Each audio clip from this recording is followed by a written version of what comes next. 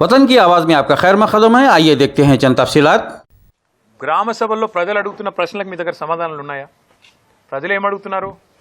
100 రోజుల్లో 6 గ్యారెంటీలు అన్నారు, ఏమైందని అడిగారు. ప్రజలు ఏమడుగుతున్నారు? రుణమాఫీ సంగతి ఏమైందని అడుగుతున్నారు. రైతు బంధు ₹1 ఇప్పటిదాకా వేయలేదు, మీ ప్రభుత్వం వచ్చినాక ఎందుకు వేయలేదు అని అడుగుతున్నారు. వాటికి సమాధానం చెప్పే సత్తా మీ కాడ లేకపోతే మేమేం చేస్తాం? ప్రజలు ఇంకొక మాట కూడా అడుగుతున్నారు.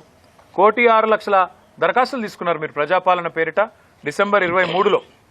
ఆ దరఖాస్తులు ఇచ్చినాం కదా రేషన్ కార్డులకు, రైతు భరోసాకు, మళ్ళెందుకు దరఖాస్తు పెట్టాలని అడుగుతున్నారు. ఎవరు తప్పిది? ఆ దరఖాస్తులు ఎక్కడ పోయినాయి? ప్రభుత్వం దగ్గర సమాచారం లేదు. అందుకే ఇవాళ మీరు రాష్ట్ర ప్రభుత్వాన్ని అనేది ఏమంటే, మీరు పరిపాలనలో నిమగ్నం కండి.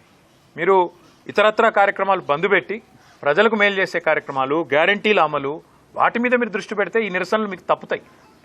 ఒక అప్రకటిత ఎమర్జెన్సీని రాష్ట్రంలో అమలు చేస్తుంది కాంగ్రెస్ పార్టీ ప్రభుత్వం. ఏ రైతాంగాన్ని అయితే మోసం చేసిందో ఇవాళ రైతాంగం తీవ్ర ఆగ్రహంతో ఉంది ఈ ప్రభుత్వం పైన.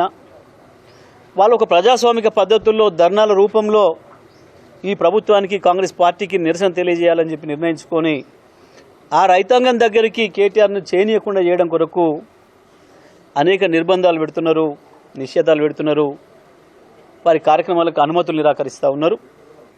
రాష్ట్ర వ్యాప్తంగా చూస్తున్నాం, గ్రామాలలో ఇక్కడికక్కడికి తిరుగుబాట్లు మొదలైనాయి.